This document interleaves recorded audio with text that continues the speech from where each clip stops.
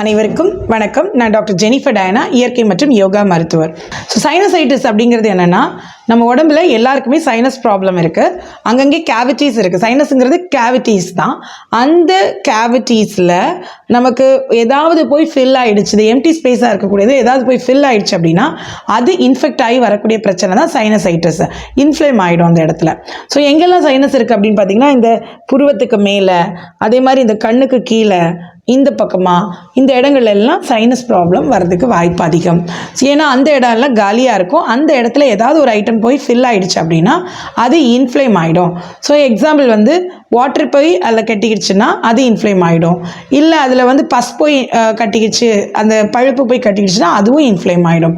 So இந்த மாதிரியான இன்ஃப்ளேமேஷனுக்காக வரக்கூடிய பிரச்சனை தான் சைனசைட்டிஸ். ஸோ முக்கியமாக அந்த மூக்கை சுற்றி இருக்கக்கூடிய பகுதிகள் எல்லாமே அஃபெக்ட் ஆச்சுதுன்னா மூக்கடைப்பு வரும். அதனால் அவங்களுக்கு பேச முடியாது, தலைவலியாக இருக்கும், கண்ணூரலாக இருக்கும், கண்கள் ஊர்ந்துட்டே இருக்கும், இச்சி இருந்துகிட்டே இருக்கும், மூக்கு இச்சிங்காக இருந்துக்கும், காது இச்சிங் இருக்கும். இதெல்லாம் ஒரு சாதாரண ஒரு சிம்டம். இந்த சிம்டம்ஸ் எல்லாம் உள்ளடக்கியதான் சைனஸ் ப்ராப்ளம். இந்த சைனஸ் ப்ராப்ளத்தினால பாதிக்கப்பட்டவர்கள் ஒரு பச்சை தண்ணி குடிக்கிறதுக்கு பயப்படுவாங்க, இல்லை அப்படின்னா ஒரு ஜூஸ் குடிக்க பயப்படுவாங்க, மழையை பார்த்தா பயப்படுவாங்க, ஐஸ்கிரீமை பார்த்தா பயப்படுவாங்க. இந்த மாதிரியான சூழ்நிலைகள்லேருந்து எப்படி விடுபடலாம் அப்படின்னு சொல்லிட்டு அதுதான் இந்த வீடியோ. இந்த சைனஸ் எப்போல்லாம் அஃபெக்ட் ஆகும், அதிகமாக அஃபெக்ட் பண்ணும் அல்லது ட்ரிகர் ஆகும் அப்படின்னு பார்த்தீங்கன்னா, கோல்டு கிளைமேட்டில் சீக்கிரமே அஃபெக்ட் ஆகிடும். இல்லை அலர்ஜி, ஏதாவது டஸ்ட் ஏதாவது வருது அப்படின்னா அந்த டஸ்ட் அலர்ஜினாலேயும் வரது வாய்ப்பு அதிகம். அடுத்தது பார்த்தீங்க அப்படின்னா, இது ஒரு சில வாரங்கள், குறிப்பாக 8 வாரங்கள் கூட இந்த ப்ராப்ளம் இருக்கிறதுக்கு வாய்ப்பு அதிகம். அப்படி 8 வாரங்கள் இந்த ப்ராப்ளம் இருந்துச்சுன்னா அது க்ரானிக் சைனசைட்டிஸாக மாறிடுது. இதோட சிம்டம்ஸ் நான் ஏற்கனவே சொன்ன மாதிரி அந்த பக்கம்லாம் கண்ணு ஊரல் இருக்கும், இச்சிங் இருக்கும், காது இச்சிங் இருக்கும், அப்புறம் மூக்கு இச்சிங் இருக்கும், தலை வலி இருக்கும், ஃபேஸ் எல்லாம் ஸ்வெல் ஆயிரும், அப்புறம் தொட்டாலே வலிக்கும், டெண்டர்னஸாக இருக்கும். அதே போல் பார்த்திங்கன்னா அவங்களால திங்க் பண்ண முடியாது, அவங்களால ரியாக்ஷன் ப்ராப்பராக கொடுக்க முடியாது, எதையோ ஒரு பறி கொடுத்த மாதிரியே எரிச்சலில் தலை வலியில் எப்போவுமே இருந்துகிட்ருப்பாங்க. ரன்னி நோஸ் இருந்துகிட்ருக்கும், நேசல் கன்ஜஷன் இருக்கும், எப்போவுமே ஸ்டஃபி நோஸ்டாகவே எதுவுமே பேசுகிறது புரியாத மாதிரி, மூக்கில் வச்சு பேசுகிற மாதிரி இருக்கும். இதில் பெயின் ஏரியாஸ் என்னென்னா அவங்களோட ஃபோர்ஹெட்டு, குறிப்பாக இந்த புருவத்து பகுதியில், கண்ணுக்கு பின்னாடி, இயர் அல்லது ஃபோர்ஹெட், ஃபேஸ், இயர் எல்லாமே இதில் அஃபெக்ட் ஆகிடும். இந்த நேசல் கன்ஜஷன் ஆகுறது மட்டும் இல்லாமல் ஸ்மெல்லில் லாஸ் ஆகிடும். ஸோ அந்த சென்சேஷன் ஒரு ஸ்மெல் சென்சேஷனே அவங்களுக்கு இல்லாமல் ஆகிடும். இந்த கோவிட் நேரத்தில் கூட நிறைய பேருக்கு மூக்கின் வழியாக செல்லக்கூடிய நுகர்வு தன்மை குறைந்து போயிடுச்சுது. அந்த மாதிரியான சூழ்நிலைகள் இந்த சைனசைட்டிஸில் கூட வரும். அது மாதிரி சரியாக அந்த ஸ்மெல் தெரியாமல் இருக்கிறது அல்லது சுத்தமாக தெரியாமல் இருக்கிறது கூட நடக்கிறதுக்கு வாய்ப்பு இருக்குது. ரன்னிங் நோஸ் இருந்துகிட்ருக்கோம், அச்சுன்னு அடுக்கடுக்க தும்மல், கண்டினியூஸ் ஸ்னீசிங் இருந்துகிட்ருக்கோம். இதெல்லாமே இந்த சைனசைட்டிஸ்க்கான அறிகுறிகள் ஆகும். ஹோல் பாடியும் ஃபெட்டிக்காக இருக்கும், அவங்களுக்கு எதுவுமே செய்துக்க முடியாது, டயர்டாக இருக்கும், எரிச்சல் படுவாங்க, அவங்களுக்கு காய்ச்சல் அடிக்கடி வரும், டயர்ட்னஸ் அடிக்கடி இருந்துகிட்ருக்கோம், என்ன செஞ்சாலும் களைப்பாயிடுவாங்க டக்குன்னு. இதில் காமனான பிரச்சனை இன்ஃப்ளமேஷன் ஆஃப் இயர் இருக்கும், காதுலேருந்து பஸ் வர்றதுக்கு வாய்ப்பு இருக்குது, மூக்கிலேருந்து பழுப்பு வரும், அதுதான் சளி இல்லையா, கண்கள்லேருந்து கூட வர்றதுக்கு வாய்ப்பு இருக்குது. அதே மாதிரி சின்ன குழந்தைங்கலேருந்து பெரியவங்க வரைக்கும் மவுத் ப்ரீத்திங் ஹேபிட் உள்ளவங்களாக இருப்பாங்க. இந்த பிரச்சனை உள்ளவங்களுக்கு மூக்கு வழியாக சுவாசிக்க முடியாது, ஸோ வாய் வழியாக சுவாசிக்கக்கூடியவங்களாக இருப்பாங்க. அடிக்கடி துப்பிக்கிட்டே, இருமிக்கிட்டே, தும்மிக்கிட்டே இருப்பாங்க. நிறைய சளி தொந்தரவு இருக்கும், தூக்க தொந்தரவு இருக்கும், தூக்கம் ஒரு அரை தூக்கமாகவே இருப்பாங்க, இல்லது தூங்கவே முடியாது, இல்லது தூக்கத்தில் எழும்பி விடுவாங்க மூச்சு விட முடியாதனால. ஸோ இவங்க எப்போவுமே ஒரு தலையணை 2 தலையணை வச்சுட்டு அப்படியே ஸ்லாண்டிங் பொசிஷனில் தான் படுத்திருக்கணும்.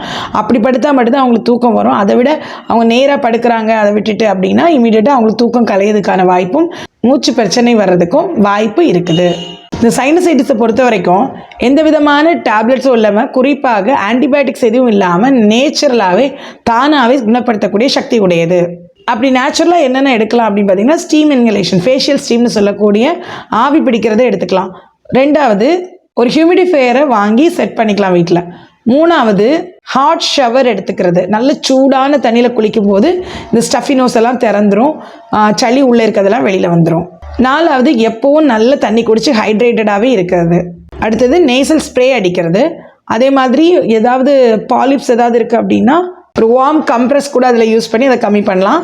அதே மாதிரி எந்த அளவுக்கு நாம் நேச்சுரலாக ப்ரீதிங் எக்ஸசைஸ் எல்லாம் பண்ணி செட் பண்ணி வச்சுருக்கோமோ பாடியை, அந்த அளவுக்கு ரிசல்ட் கிடைக்கும். யோகாவில் பார்த்திங்கன்னா நேத்தி அப்படின்ற ஒரு விஷயம் இருக்குது, அதாவது கிளன்சிங் அப்படின்றது ஒரு விஷயம் இருக்குது. இந்த கிளன்சிங்னால் அவங்க ஒரு பாடியை க்ளீன் பண்ணும்போது ஆட்டோமேட்டிக்லி ரிசல்ட் கிடைக்குது. சூத்திர நேத்தி, ரப்பர் நேத்தின்னு சொல்லுவோம் அது, அப்படி இல்லாட்டி ஜலநேத்தி பாட்டெல்லாம் யூஸ் பண்ணி நம்ம ஈஸியாக சைனசைட்டிஸை க்ளீன் பண்ண முடியும், கிளியர் பண்ணி எடுக்க முடியும். ஸோ இந்த மாதிரி சைனஸ் பிரச்சனை உள்ளவங்களுக்கு breathing exercise must. So breathing எக்ஸசைஸில் நீங்கள் ஒரு தடவை உள்ளே எடுத்திங்கன்னா 2 தடவை வெளியில் விடணும். For example, breathe in, breathe out வந்து லாங்காக. ஸோ ஒரு வாட்டி உள்ளே எடுத்திங்கன்னா 2 வாட்டி வெளியில் விடுறத நீங்கள் சர்வசாதாரணமாக்கிட்டிங்கனாலே இந்த பிரச்சனையிலேருந்து நீங்கள் ஓவர் கம் பண்ணிக்க முடியும். ஸோ இந்த சைனசைட்டிஸ் ப்ராப்ளத்தை நீங்கள் சரி பண்ணணும் அப்படின்னா ப்ரீதிங்கை கரெக்ட் பண்ணி உங்களுடைய ஃபுட் ஹேபிட்ஸை கரெக்ட் பண்ணணும். ஸோ பால், தயிர், மோர் இந்த மாதிரியான பால் சார்ந்த உணவுகளை அவாய்ட் பண்ணணும். அதே மாதிரி இந்த பாலை தவிர்த்து சீனி, வெள்ளச்சீனி, நாட்டு சர்க்கரையில் இருக்க கூட நிறைய பேர் சீனி கலக்கிறாங்க. இந்த மாதிரியான சீனி கலந்த பொருட்களை அவாய்ட் பண்ணாலுமே அவங்களுக்கு இந்த சைனசைட்டிஸ் ப்ராப்ளமும் சளி தொந்தரவும் இருக்காது. ஃபிசிக்கலி நீங்கள் எந்த அளவுக்கு ஃபிட்டாக இருக்கீங்களோ அந்த அளவுக்கு சைனஸ் ப்ராப்ளம்லேருந்து நீங்கள் ஓவர் கம் பண்ண முடியும். ஸோ மஞ்சளில் வந்து ஒரு கப் பால் சாப்பிடணும் அப்படின்னு ஒரு கப் உங்களுக்கு தோணுச்சு அப்படின்னா பாலோட மஞ்சள் கலந்து சாப்பிட்லாம். அப்போது அந்த ப்ராப்ளம் வந்து கொஞ்சம் தவிர்க்க முடியும். இல்லை அப்படின்னா பாலே சாப்பிடாமல் இருக்கிறது நல்லது. ஏன்னா பால் சளி தொந்தரவை ஏற்படுத்தும், அதிகரிக்கும். அதே போல் வாழைப்பழங்கள், சிங்கப்பழம், பேயம்பழம்னு சொல்லக்கூடிய நாட்டு வாழைப்பழம், இதெல்லாம் வந்து சளியை அதிகரிக்கும். ஸோ அந்த அதிகரிக்கக்கூடிய உணவுப் பொருட்களை தவிர்த்து, அதாவது மியூக்கஸ் செக்ரீஷன் ப்ராடக்ட்ஸ்னு சொல்லுவோம், இந்த ப்ராடக்ட்ஸ் எல்லாம் கம்மி பண்ணி நான் மியூக்கஸ் ப்ராடக்ட்ஸை அதிகமாக எடுக்கும் பொழுது நோயிலிருந்து நாம் விடுபட்டு ஆரோக்கியமாக வாழ முடியும். அடுத்தது பார்த்தீங்க அப்படின்னா என்னென்ன அந்த டீ, காஃபி, மோர், தயிர் இந்த மாதிரி விஷயங்களும் கூட அவாய்ட் பண்ணிடுங்க. இவ்வளோத்தையும் செஞ்சாலே சைனசைட்டிஸ் ப்ராப்ளத்திலேருந்து நீங்கள் சரி பண்ணி உங்களை கொண்டு வந்துடலாம். அது மட்டும் இல்லாமல் ஒரு ஆவி பிடிக்கும்போது உள்ளே இருக்கக்கூடிய இன்ஃப்ளம்டு கேவிட்டிஸ் கூட சரியாகிறதுக்கான வாய்ப்புகள் அதிகம். ஸோ மாத்திரை மருந்து இல்லாமல் இயற்கையிலேயே சைனசைட்டிஸை நம்மளால் கண்டிப்பாக குணப்படுத்த முடியும். குறிப்பாக இயற்கை மற்றும் யோகா மருத்துவத்தில் டேப்லெட்ஸ் இல்லாமல் எக்ஸ்டர்னல் அப்ளிகேஷன்ஸோட, சின்ன இன்டர்வென்ஷன்ஸோட கண்டிப்பாக ட்ரீட்மெண்ட் காமிக்க முடியும். ஸோ இந்த ட்ரீட்மெண்ட்டை உங்களுக்கும் தேவை அப்படின்னா நீங்களும் எடுத்துக்கோங்க. உங்களோட ஃப்ரெண்ட்ஸுக்கும் இதை சஜஸ்ட் பண்ணுங்கள். நீங்கள் எப்போவுமே அருகில் இருக்கக்கூடிய இயற்கை மற்றும் யோகா மருத்துவரை காண்டாக்ட் பண்ணிகிட்டே இருங்க.